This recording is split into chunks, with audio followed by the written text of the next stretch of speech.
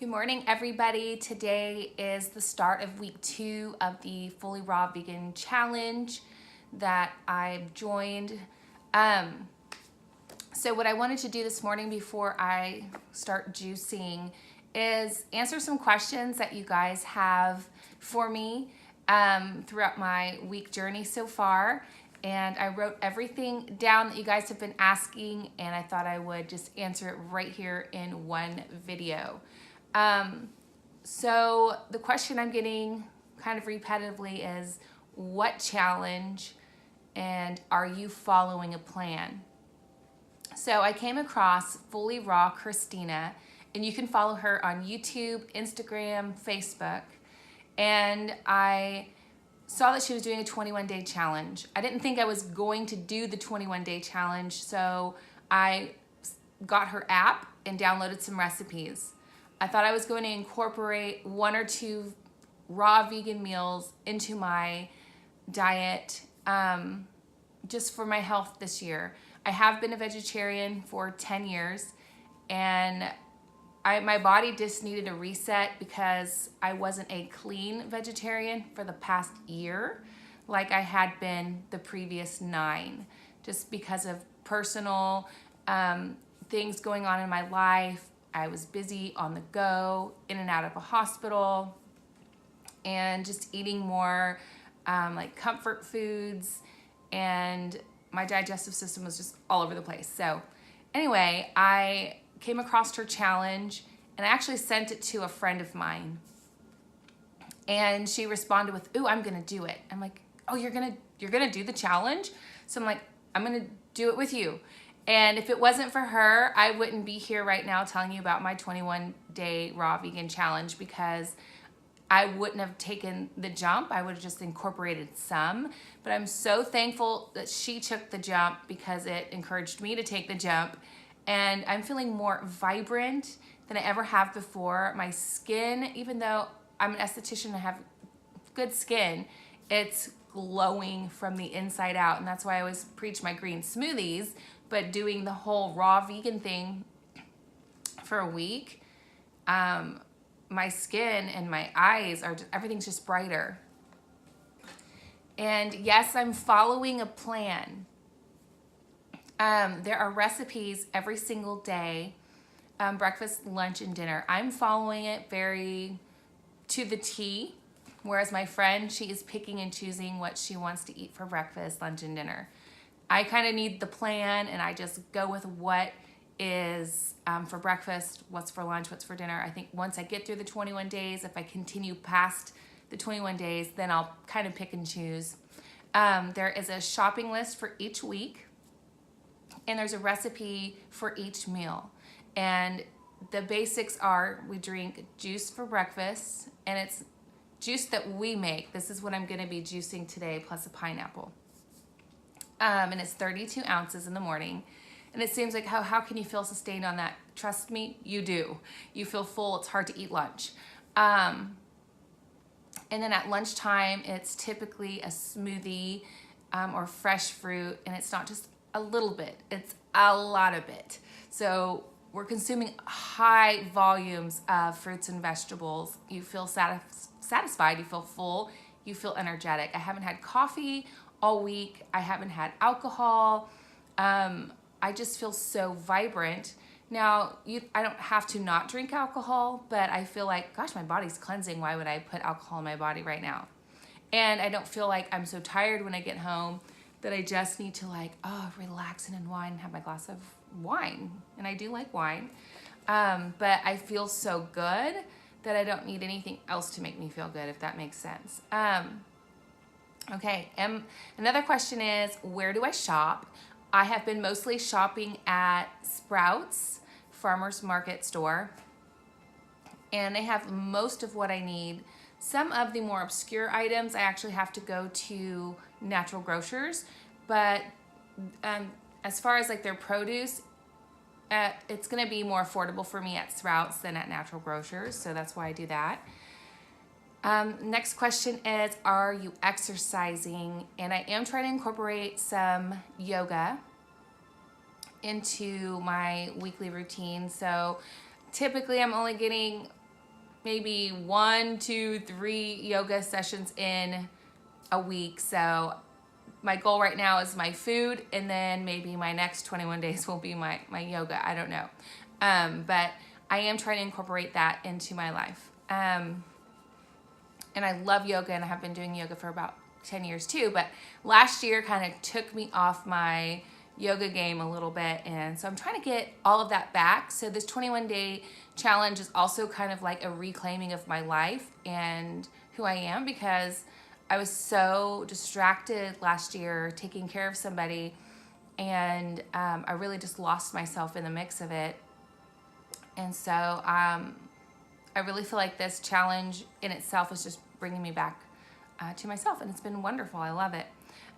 Okay, so where do you get your protein?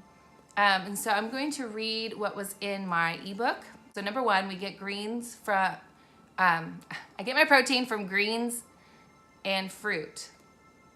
So your body absorbs 80 to 90% of plant protein, while chicken is only absorbed at 40%.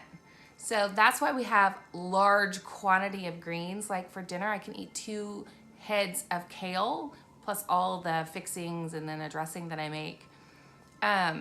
So you really get more protein from fruits and vegetables, but most people don't eat enough fruits and vegetables.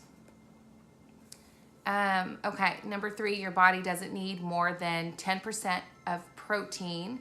Your body may not even be using all the protein that you're eating. Number 4, most people don't eat enough greens, which is so true. Like, I really wasn't eating much fresh fruits and vegetables last year. It was a lot of just carbs on the go type of food. And number 5, we should be getting all our minerals from greens. So that's where I get my protein, is mostly from these green vegetables here, and then fruit does have some protein as well, but mostly your greens. So I'm turning into a gorilla basically. Should I cut meat out? That's been a question that I had from someone. Should you cut meat out? I would suggest that you watch forks over knives. If anything, reduce your meat, because as Americans, we have meat breakfast, lunch, and dinner, and we're one of the least healthy countries in the world. And the documentary Forks Over Knives talks about how you don't necessarily need to cut out all meat, but reduce your meat. Most countries, you eat small little pieces that will flavor their food, but we eat like slabs of meat. So if we're not having bacon at breakfast, bacon at breakfast and some type of lunch meat, and then some type of like chicken or steak at dinner. That's kind of how we normally do it. But if we can reduce that, from everything I've researched and even heard heart surgeons talk about, reducing or eliminating meat is best. But you need to discover that for yourself, because I'm not someone to tell you you shouldn't eat meat. So that's a really personal choice. I think food in general is a very personal thing, and you got to figure out what's best for you. It's you who's fueling your own body and nourishing yourself. So do some research on it. What nourishes you might not feel the same that nourishes me. And I'm not talking about just physically nourishment. Also, emotionally and mentally nourishing. But for me, not eating meat has nourished me in many ways. It has helped my digestive system. And I haven't eaten meat for, like I said, 10 years. Now, granted, I have eaten fish and seafood. So I'm talking about just, land meat. But right now I'm cutting out all seafood. And that's been a thing I've been wanting to move towards anyways, cutting out seafood, just because of the Fukushima, when the radioactive plant spilled into the ocean and still is spilling into the ocean. We just don't hear it on the news because it's been swept under the rug. And all the bluefin tuna are radioactive. So how many other sea creatures are dealing with radiation? So that's been something I've been wanting to cut out. That's been a little bit hard for me because I love seafood, but doing the raw vegan thing. I'm not eating any seafood, so I don't have to worry about that. Okay, the next question is, what are your meals? So I told you that I have usually a juice in the morning, a smoothie in the afternoon, and some type of big salad or like some type of soup that we make, or some type of veggie pasta that I make. So the meals are fabulous. The recipes are so good. There's only a few that I'm like, they're good, but everything is usually like, oh my God, this is so good. And the last question I got is, how long will you be doing this? Is it a lifestyle or is it temporary? And for me, I'm thinking one day at a time. I'm really not struggling with it, so I don't know why I need to say like one day at a time. But for me right now, I'm doing one day at a time. So after the 21 days, see, I didn't even know if I was going to make it to the 21 days. So I gave myself a week, and I'm like, wow, I feel good. Okay, so now I'm on week 2. And then we'll see what I say at the end of this week, and then the beginning of week 3, and at the end of week 3. So is it going to be a lifestyle? I'm not sure. Am I going to just incorporate it into my life, or am I going to, do this full time? I'm really not sure yet. So we'll just have to see as I walk along this journey. So thank you so much for your curiosity and for being interested and cheering me on as I venture to do this. I will say it's really transformed how I feel, how my gut feels, my energy level. I feel vibrant. My skin looks like it's just glowing, and I haven't washed my face yet this morning, but I just feel like it glows differently. I'm definitely feeling more nourished, and I'm more nourished every day because I'm getting up in the morning before my kids are up, hence the robe every morning.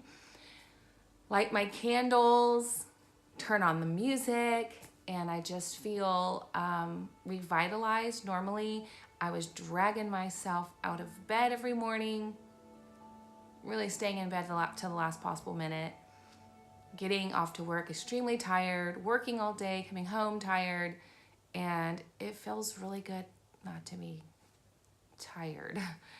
All right, you guys, I better hop off here so I can get my breakfast started. I do pre-prep my lunch to take with me to work, which is awesome because I used to either not eat or run out and grab something.